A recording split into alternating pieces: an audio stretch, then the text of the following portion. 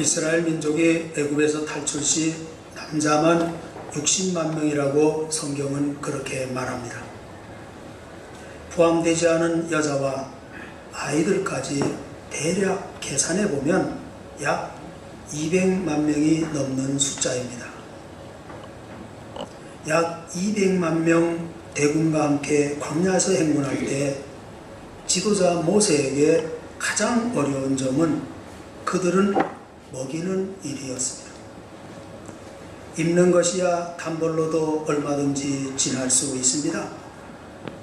그러나 200만 명을 광야에서 40년 동안 하루도 빠지지 않고 모두에게 아침도 먹이고 점심도 먹이고 저녁도 먹여야 한다고 생각해 보십시오.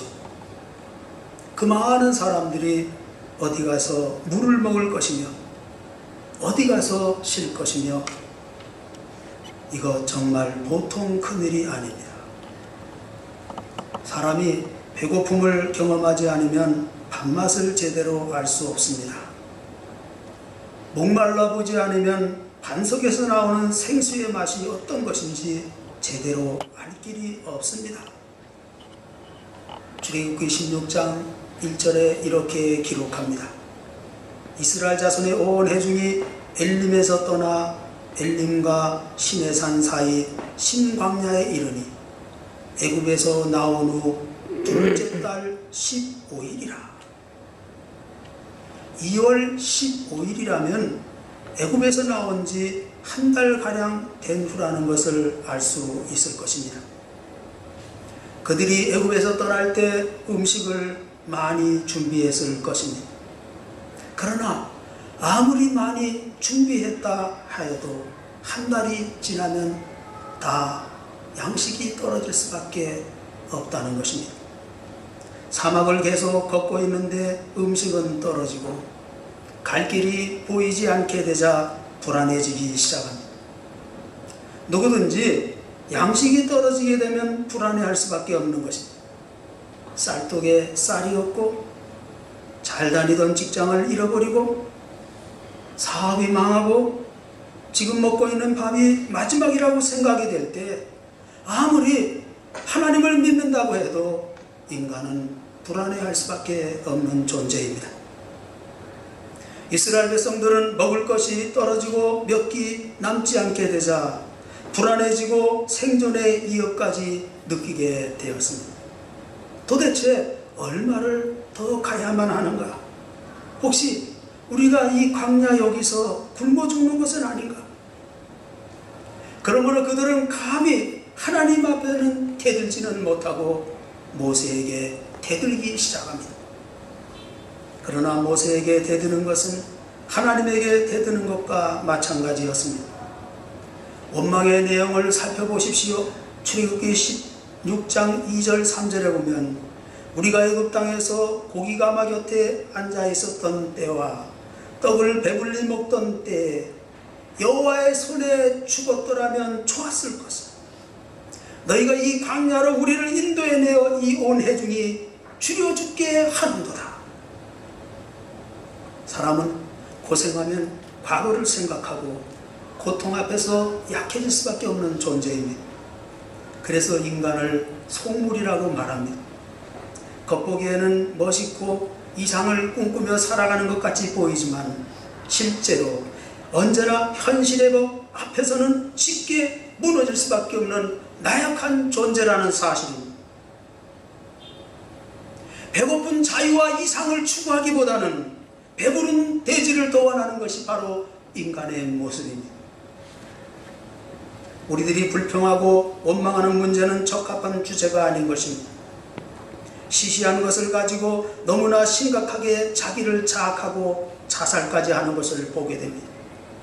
큰 그림을 보면 아무것도 아닌 것인데 우리는 너무나도 작은 일에 목숨을 건다는 것입니다. 왜 광야가 그렇게 힘들고 고달픈지 아십니까? 고통 때문입니까? 돈이 없어서입니까? 건강이 없어서?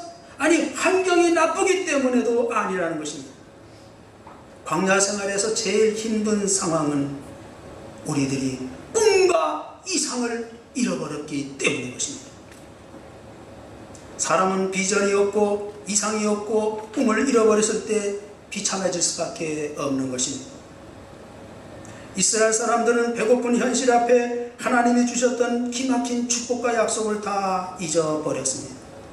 홍해의 기적도 잊어버렸고 젖과 꿀이 흐르는 약속의 땅에 대한 환상도 그리 중요하지 않게 생각했다는 것입니다. 꿈과 이상을 잃어버렸기 때문인 것입니다. 여러분이 살고 있는 세상이 아무리 살기 힘들고 어려워도 하나님이 주시는 꿈과 약속을 잊지 마시기를 주님의 이름으로 축원합니다. 하나님께서 주신 위대한 삶의 비전을 가지고 나갈 때 어떤 고난도 역경도 이겨낼 수 있기 때문입니다.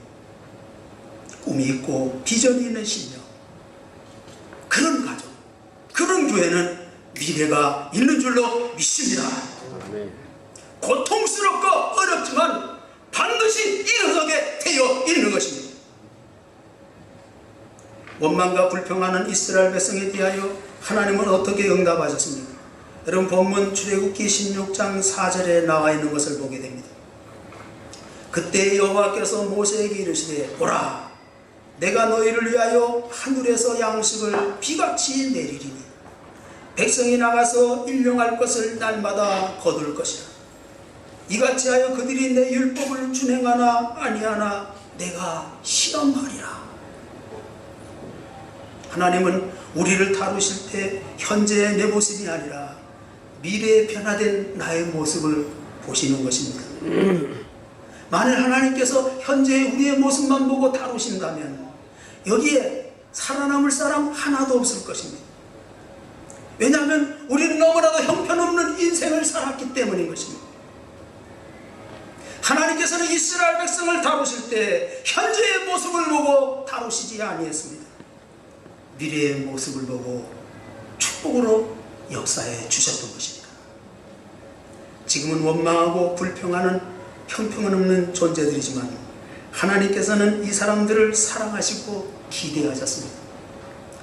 오늘도 하나님은 여러분의 미래를 보고 축복해 주실 줄로 믿습니다.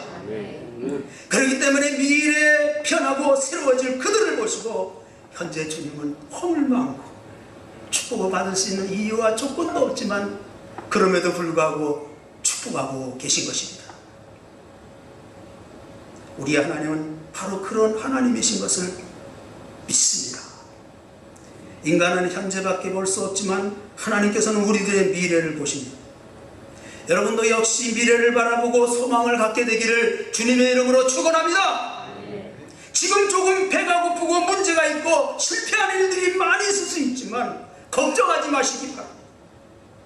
이것이 여러분의 인생의 끝이 아니기 때문인 것입니다. 하나님은 여러분의 미래를 축복하기를 원하십니다. 할렐루야! 그러므로 광야에서 너희를 위하여 양식을 하늘에서 비같이 내리겠다고 약속하고 계신 것입니다. 한번 따라서 합시다. 나를 위하여 양식을 하늘에서 비같이 내리시리라.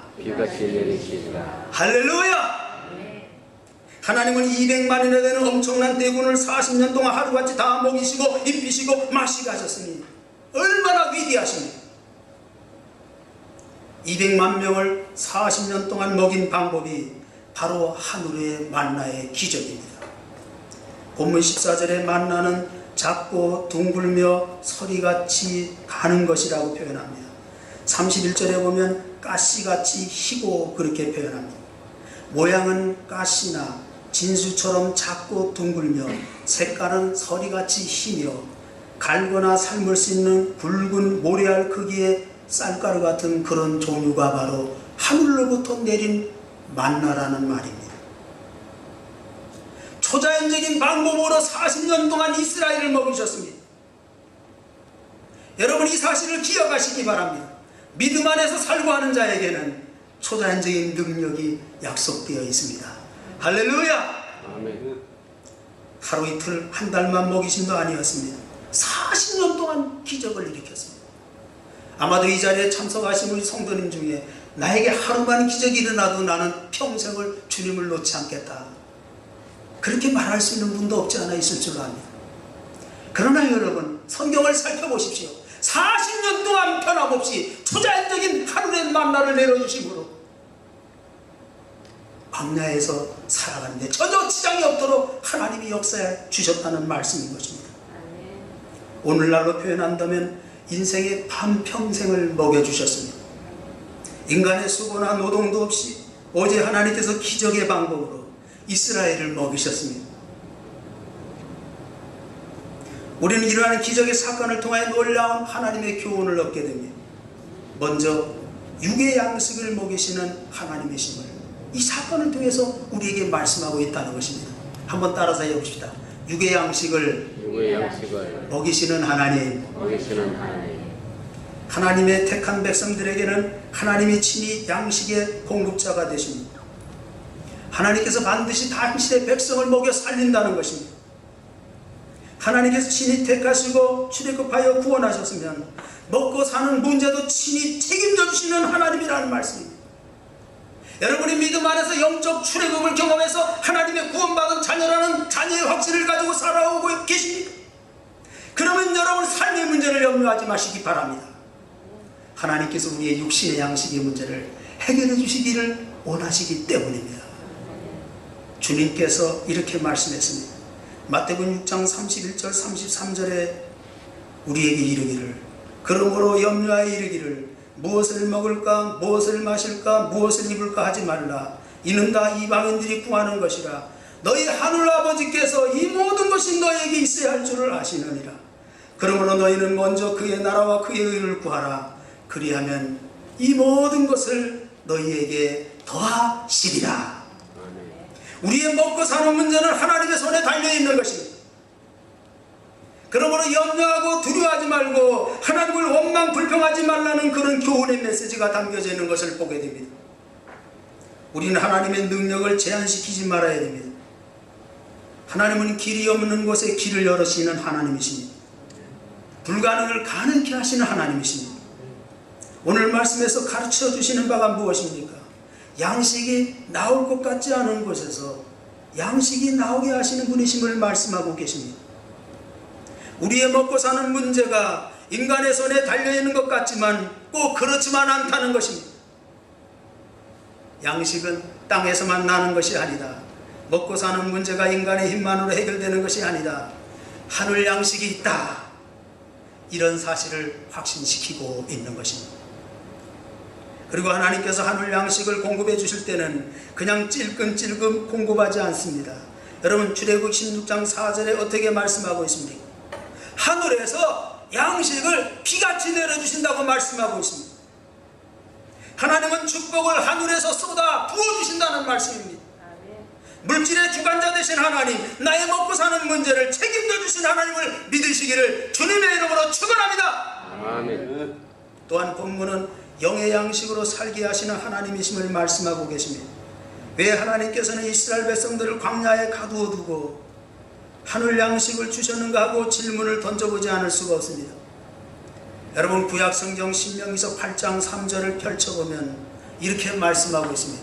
너를 낮추시며 너를 줄이게 하시며 또 너도 알지 못하며 내 조상들도 알지 못하던 만나를 내게 먹이신 것은 사람이 떡으로만 사는 것이 아니요 여호와 입에서 나오는 모든 말씀으로 사는 줄을 내가 알게 하여 하시리라고 분명히 말씀하고 계신 것입니다.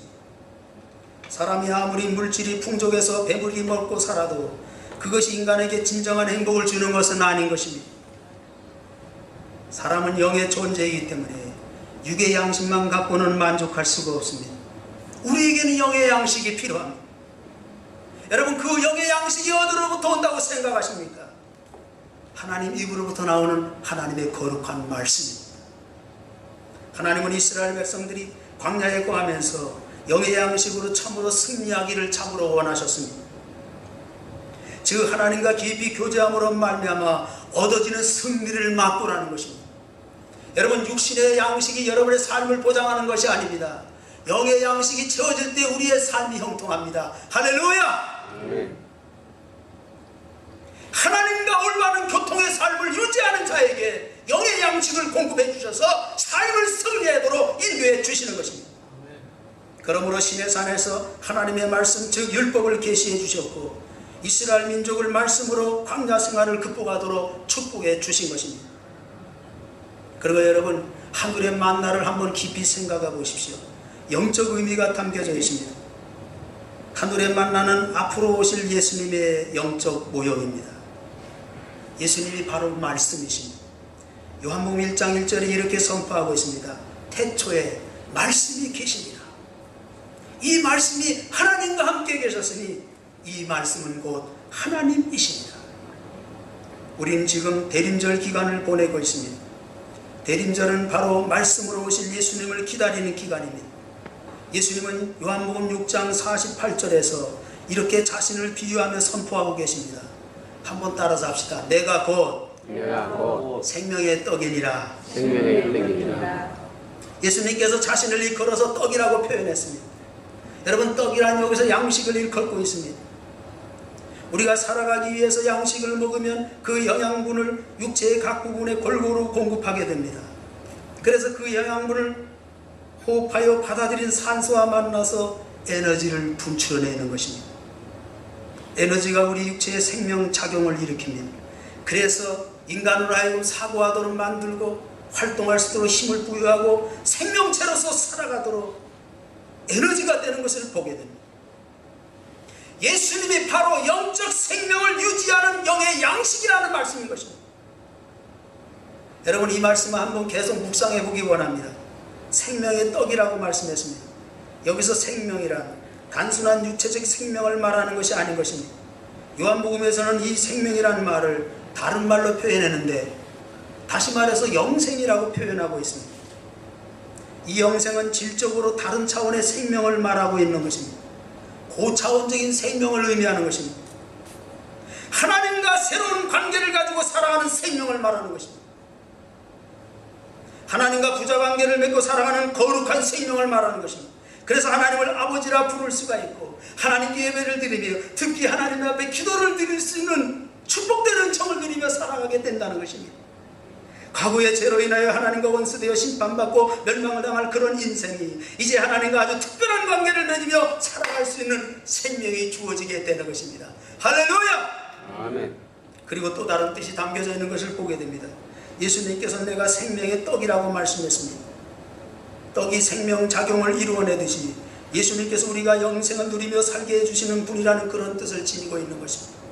그러니까 예수님께서 우리가 질적으로 다른 생명, 즉 영생을 누릴 수 있게 해주시는 분이라는 그런 뜻을 지니고 있음을 보게 되는 것입니다. 그렇습니다. 떡은 우리의 육신의 배고픔을 해결해 줍니다. 그리고 육신이 생명작용을 힘차게 해주도록 공급해 줍니다. 이에 비해 예수님께서는 우리의 영적인 배고픔을 해결해 주시는 것입니다. 세상에서 채울 수 없는 영적인 배고픔을 해결해 주시는 것입니다. 목마른 인생을 살아가고 계십니까? 갈급한 삶을 살아가고 있습니까? 예수님을 통해서 그 갈급함이 해결되기를 주님의 이름으로 축원합니다. 아멘. 그리고 영적 생명을 풍성하게 누릴 수 있도록 공급해 주시는 것입니다. 요한복음 6장 51절에 이렇게 말씀했습니다. 나는 하늘에서 내려온 살아있는 떡이니 사람이 이 떡을 먹으면 영생하리라. 그러니까 한마디로 생명의 떡이신 예수를 먹으라는 말씀입니다. 먹으라고 하니까 좀 이상하게 표현되는 말인 것 같습니다. 그렇다면 여러분, 이 생명의 떡을 어떻게 먹을 수가 있겠습니까? 요한복음 6장 35절 36절에서 말씀합니다. 나는 생명의 떡이니 내게 오는 자는 결코 줄이지 아니할 터이요 나를 믿는 자는 영원히 목마르지 아니하리. 그러나 내가 너희에게 이르기를 너희는 나를 보고도 믿지 아니하는도다 하였느니라. 육신의 떡은 육신이 먹지만 생명의 떡은 우리의 영이 먹게 된다는 것입니다. 그리고 육신의 떡은 입을 통해서 먹지만 생명의 떡은 믿음의 통해서 공급받게 되는 것입니다. 결국 생명의 떡을 먹는다는 것은 예수님을 믿는 것을 말하는 것입니다. 예수님은 생명의 주인으로 이 세상에 찾아와 주신 것입니다. 우리의 생명으로 찾아와 주신 것입니다. 요한복음 6장 40절에서 말씀하고 있습니다. 내 아버지의 뜻은 아들을 보고 믿는 자마다 영생을 얻는 이것이니라. 할렐루야. 생명의 떡을 먹는다는 것은 예수를 믿는 일인 것입니다. 그렇습니다. 하늘에 만나는 바로 예수님을 바로 믿는 일이요, 그 믿음 안에서 영생을 선물로 받아 생명의 양식으로 인생을 승리하게 하는 것을 일컫고 있는 것입니다. 대림절 절기가 바로 이런 하늘의 만나를 기다리도록 만들고, 그리고 앞으로 오실 구원의 예수를 알리어 그를 믿어 온 인류가 영생을 누리게 하는 데 있는 것입니다. 이 축복의 절기에 그런 은혜를 만끽하시기를 주님의 이름으로 축원합니다. 또한 하늘의 만나는 순종을 훈련시키시는 하나님이심을 우리에게 보여주고 있는 사건입니다. 출애굽기 16장 4절 후반절을 살펴보십시오. 이같이 하여 그들이 내 율법을 준행하나 아니하나 내가 시험하리라, 그렇게 말씀했습니다. 하나님께서는 이스라엘 백성들이 만나를 거두는 것을 통해 그들이 하나님의 말씀에 절대적으로 순종하는 순종 훈련을 시키셨습니다. 하나님은 만나를 주시되 한 달치나 한 주일치를 한꺼번에 주시지 않고 매일매일 그날 먹을 일용할 양식만큼만 주셨다는 것입니다. 그것도 여러분, 아침에 거두어 드려야지 해가 뜨고 나면 만나는 그 즉시 사라져버리고 말았습니다. 그러므로 그들이 하늘의 만나를 먹고 살기 위해서는 매일 아침 일찍 일어나서 진사면으로 나아가 만나를 거두어 드려야만 했던 것입니다. 이로써 하나님께서는 안일하고 무절제한 이스라엘 백성들이 규모 있고 부지런한 하나님의 백성으로 변화되도록 훈련하고 계신다는 것입니다. 그들은 애굽에서 노예 생활하던 버릇이 몸에 배어 있어서 먹을 것이 있으면 한꺼번에 왕창 먹었고 없으면 며칠이라도 굶으면서 그렇게 살았습니다. 잠도 한번 잤다 하면 늘어지게 잠을 자고 안 잘 때는 며칠이고 밤을 꼬박 세울 수밖에 없는 그런 인생을 살았습니다. 주인이 야단을 치면 열심히 일하는 제법과 주인의 감독이 소홀해지면 슬슬 눈치 보며 요령 피우는 이런 제약된 삶을 반복하며 살았던 것을 보게 됩니다. 옛 생활의 습관입니다. 이런 생활을 400년 동안 계속하였으니 그들의 내면이 얼마나 천박하고 나태하고 무질서의 삶을 살았겠습니까? 이런 자들이 어떻게 세상 만민을 품고 섬기는 제사장 나라의 축복을 누릴 수가 있겠습니까? 하나님은 여러분의 영혼만 구원함이 아닙니다. 여러분의 삶을 구원하십니다. 할렐루야! 네. 반드시 훈련이 필요합니다. 여러분, 이 교회에서 훈련을 받으십시오. 여러분의 생각과 여러분의 성격과 여러분의 이상과 여러분의 꿈과 여러분의 영적인 삶을 여기에서 훈련을 받아야 되는 것입니다. 또한 인생사를 살면서도 훈련을 받아야 하는 것입니다. 이렇게 하나님께서는 매일 일용할 양식 훈련을 통해 그들의 죄악된 노예 근성을 빼기 시작했고 거룩한 하나님의 백성으로 새롭게 빚으시고자 하셨던 것을 보게 됩니다. 이제 이스라엘 백성들은 먹고 살기 위해서라도 매일 일찍 일어나서 하나님께서 내려주시는 만나를 거두러 가야만 했습니다.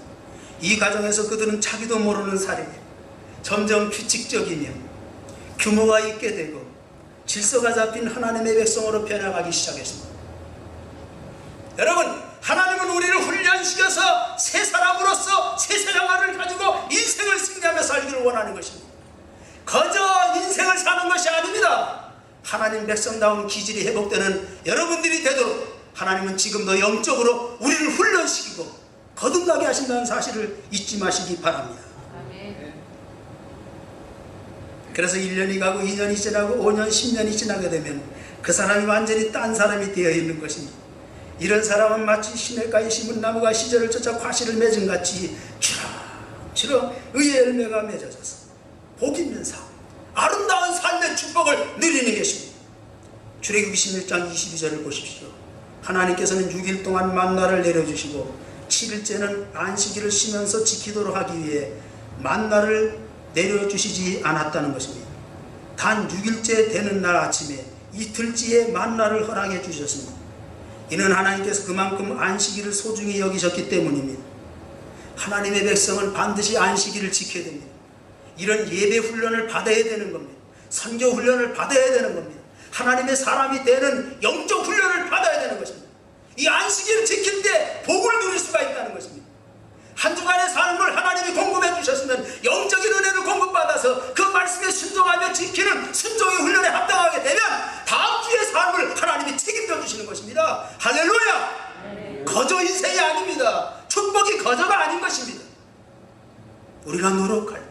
최선을 다하고 성실하게 하나님 백성답게 하나님을 믿는 사람들에게 살아갈 때 하나님의 영광을 받아주시고 우리를 기뻐하시며 우리의 삶을 책임져 주시는 하나님이심을 믿습니다. 그러므로 안식일을 침범해서는 안 된다는 것입니다. 이 안식일은 하나님께서 복주사 거룩하게 하신 날이요 일주일의 삶의 중심이 되기 때문입니다. 일용할 양식을 먹고 영적 양식을 위해 안식일을 지키는 것은 우리의 신앙생활에 있어서 기본 중의 기본인 것입니다. 광야 40년은 전 인생살이를 상징합니다. 이스라엘 민족은 40년 광야 생활 후 가나안 축복의 땅으로 들어갑니다. 우리도 역시 마찬가지입니다. 우리 일생을 마칠 때까지 우리는 하늘의 만나를 먹고 살아야 됩니다. 그렇습니다. 하나님 그의 자녀들의 육신의 필요를 결코 외면하지 아니하십니다. 아니 육적 양식만이 아닌 영적 양식으로 공급하사 인생을 승리하도록 이끌어 주십니다. 그리고 여러분의 순종의 삶을 통해서 하나님의 기적이 계속 연장된다는 사실을 잊지 마시기 바랍니다. 대림절은 생명의 떡을 준비한 절기입니다.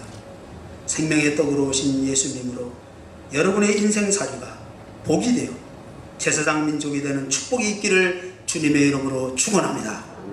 기도하겠습니다. 그렇습니다. 생명의 떡으로 오신 주님, 우리의 육신의 문제도 해결해 주시고 영의 힘으로 인생을 승리하도록 만드시고 순종의 훈련을 통해서 계속 기적이 일어나도록 역사하신 하나님이심을 믿습니다.